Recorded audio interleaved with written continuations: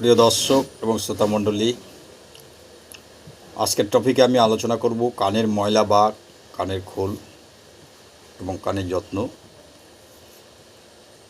কানের মধ্যে অনেকেরই খোল বা ময়লা জমে।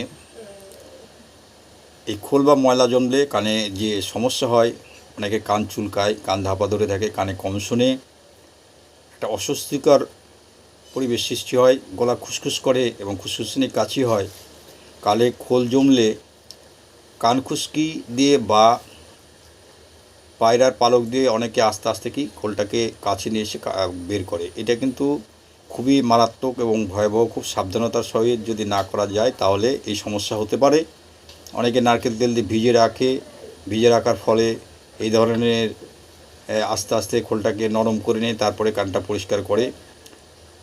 কিন্তু এই কানে যদি পুঁজ জমে যায়, দুর্গন্ধ হয়, তার ফলে কি হয়, এই কানে আস্তে আস্তে ময়লা জমে। সেক্ষেত্রে আমরা কি ধরনের মেডিসিন ইউজ করব? সেক্ষেত্রে যে মেডিসিন ইউজ করব সেটা হোমিও হচ্ছে ল্যাকাসিস 6 এবং কোনিয়াম 3 অথবা কার্বোভেস 30 যদি আমরা নিয়মিত বেশ কিছুদিন খাই তাহলে খোলটা আলগা হয়ে যাবে, কানের সামনে আসবে, তারপরে বের করতে হবে। তাছাড়া বিভিন্ন কাঠি যদি আমরা কানে ব্যবহার করি তাহলে সেখানে আঘাত লাগবে। আঘাতের ফলে কী হবে, রক্তপাত হতে পারে, কানের টিপিস বা ছোটো হাড়, সবচেয়ে ছোটো হাড়, সেটা ক্ষতি হতে পারে।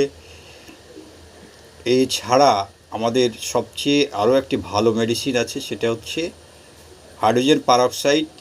কানের মধ্যে 2 দিন বাদে যদি এক ফোঁটা করে দু কানে দেওয়া যায়, সেখানে এক ধরনের বুদবুদ ফেনা হবে। সেই ফেনার মাধ্যমে আস্তে আস্তে সেই ময়লাগুলি ভিতর থেকে পরিষ্কার হয়ে একদম সামনে চলে আসবে, তারপরে পরিষ্কার করা যায়। প্রিয় দর্শক শ্রোতামণ্ডলী, যদি কানের এই ধরনের সমস্যা হয়, কানে ময়লা জমে, খোল জমে, তাহলে আমরা কিন্তু হোমিও মতে ল্যাকাসিস 6 এবং কোনিয়াম 6 এছাড়াও কার্বোভেস 30 আমরা যদি ইউজ করি তাহলে কিন্তু কানের এই ময়লা আমরা কিন্তু অচিরেই বের করতে পারি এবং কান পরিষ্কার রাখতে পারি। তবে সর্বদাই যারা যত্নশীল তারা কিন্তু কানের যত্ন করে এবং কানে যাতে খোল না জমে সেদিকে লক্ষ্য রাখে এবং সর্দি যাতে না হয় সেদিকে লক্ষ্য রাখতে হবে। তাহলে কিন্তু কানে আমাদের এই ময়লা জমবে না। আর যদিও বা জমে থাকে সেক্ষেত্রে কিন্তু আমরা এই ল্যাকাসিস, কার্বোভেস এবং কোনিয়াম এই 3টি ওষুধ যদি অল্টারনেট করে খেয়ে থাকি তাহলে কিন্তু সহজেই নির্মূল হবে। থ্যাংক ইউ, ধন্যবাদ।